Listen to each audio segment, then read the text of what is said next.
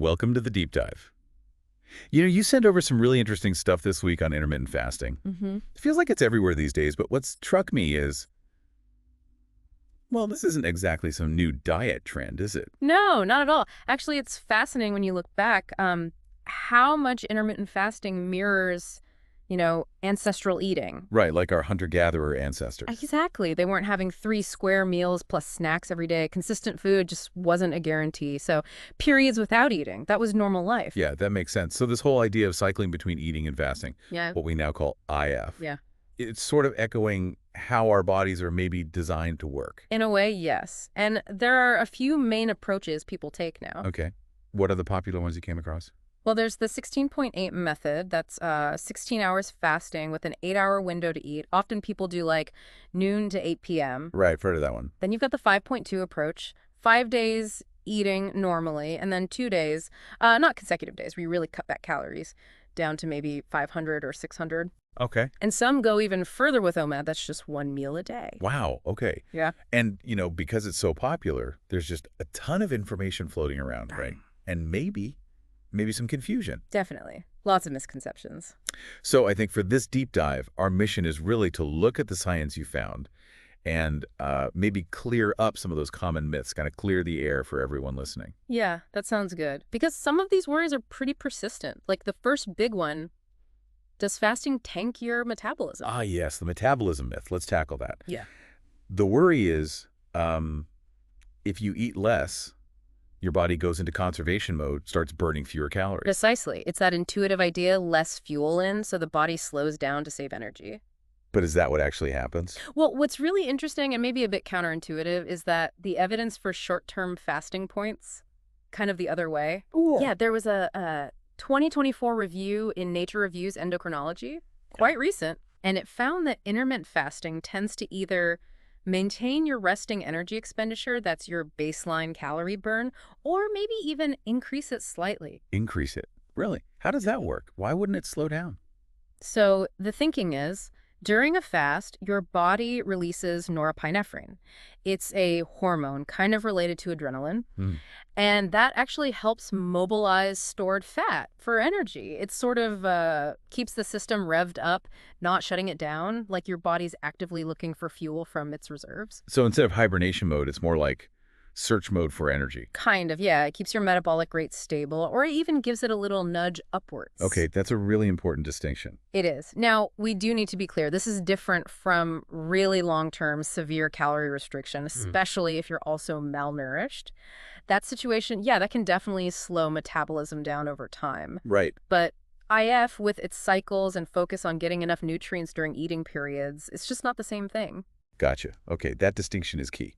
So, myth 1.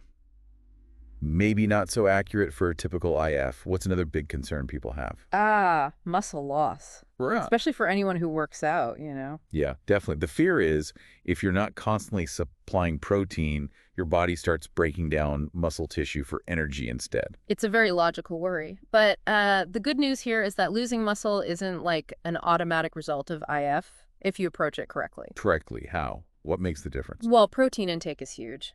And exercise. Right. There was a randomized trial, I think it was 2022, comparing intermittent fasting with just standard daily calorie restriction for weight loss. Not safe. Both groups lost fat, which you'd expect. But the key thing was the intermittent fasting group, they held on to just as much muscle mass as the group eating less every day. Oh, wow. So the timing itself wasn't the main driver of muscle loss. Exactly. It really comes down to 2 things. Are you getting enough protein overall in your eating window? And are you actually using your muscles through resistance training or other exercise? Makes sense. Use it or lose it, and feed it when you can. Pretty much. Muscle loss is more about disuse or genuinely severe, prolonged undereating, not just skipping a meal or two within an IF structure. Okay, so that's reassuring for people worried about losing their games, so to speak. Yeah, as long as you're smart about protein and training. Right. Okay, let's move to myth number 3, nutrient deficiencies. The idea that if you compress your eating time, you just won't get enough vitamins and minerals. Another common one. People think less time to eat means fewer nutrients. Yeah. Is that a fair concern? Well, the fasting itself doesn't inherently cause nutrient deficiencies. What does cause them? A bad diet overall? Exactly. A diet full of processed foods, low in actual nutrients, that's going to lead to problems whether you fast or eat all day long. So it's not the when, it's the what. Precisely. In fact, you could argue that having a defined eating window might make some people more intentional about their food choices. How so? Well, if you know you only have, say, an 8-hour window, you might be more inclined to make those meals count, nutritionally speaking, focusing on whole foods, vegetables, proteins, healthy fats. Interesting. So APF could potentially lead to better quality eating for some. It could encourage it, yeah. It forces a bit more planning, perhaps. The deficiency issue is really about the food quality, not the timing schedule itself. Okay, that makes a lot of sense. Now let's tackle a perhaps more sensitive one. Fasting and women's health. There's a lot of talk about hormones. Yes, this is a really important conversation. And there's definitely a common belief that fasting can mess with women's hormones. Right, because women's hormonal systems are complex and maybe more sensitive to energy deficits. That's the core of the concern. Hormones like estrogen, progesterone, they're intricate. And it's true that some women seem to be more sensitive than others to big shifts in calories or eating patterns. So is the fear justified? Is AF inherently risky for women's hormones? Well, looking at the research we have, the answer seems to be not inherently dangerous for all women. There was a review in 2023. Okay. It specifically looked at studies on healthy women doing various forms of IF. And it found overall no significant negative impacts on key hormones like estrogen, progesterone, or even markers related to fertility. No significant impact, generally speaking.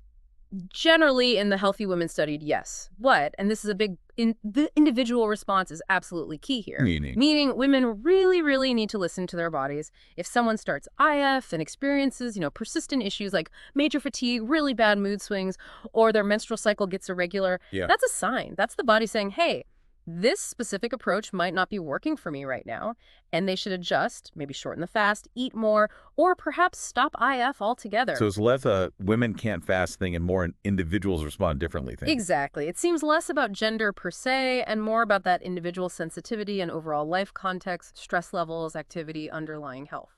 That's a much more nuanced take than you often hear. Yeah. Okay, one more big myth to bust. Mm-hmm. The connection to eating disorders. This is a serious one. Does fasting trigger or worsen disordered eating? Yeah, this needs careful handling, and we absolutely must acknowledge the risk for certain individuals. Oh, specifically. Anyone with a current eating disorder or even a history of one. For those individuals, any kind of dietary restriction, including the structure of IF, can be problematic. It could potentially trigger relapse or worsen existing thoughts and behaviors. That's a clear caution. Okay, absolutely critical point. But what about for the general population, people without that history? Does IF cause eating disorders? The research we have doesn't show a direct causal link there. Studies haven't found that IF typically leads to the development of eating disorders in people who weren't already vulnerable. Interesting. In fact, counterintuitively perhaps for some people, the structure of IF can actually reduce food obsession. Reduce it. How would that work? By having clear on and off periods for eating, it can sometimes take away that constant background noise of, should I eat now? What should I eat? When can I eat next? I can see that. It simplifies the decision-making process for some. It can. But, and this is vital, mental health comes first. Always. Right. If fasting starts to feel obsessive, if it causes anxiety, if it takes over your thoughts, that's not healthy. It should feel like a tool that supports your well-being, maybe even feels liberating, not like another set of rigid rules causing distress. So self-awareness is key. If it starts feeling wrong, step back. Absolutely. Listen to your mind as much as your body. Okay. Wow, we've covered a lot of ground debunking these common fears. Yeah. Can we just quickly recap the main takeaways from this deep dive? Sure. So first, that fear about metabolism. Short-term fasting generally doesn't slow it down. That norepinephrine effect might even give it a small boost. Right. Not hibernation mode. Exactly. Second, muscle loss. Not inevitable with IF. The keys are getting enough protein in your eating window and keeping up with exercise. Remember that 2022 comparison study? Got it. Protein and training matter most. Third, nutrient deficiencies. They come from poor food choices overall, not usually from the timing of IF itself. Good food choices matter whenever you eat. Makes sense. Quality over just quantity or timing. Fourth, women and hormones.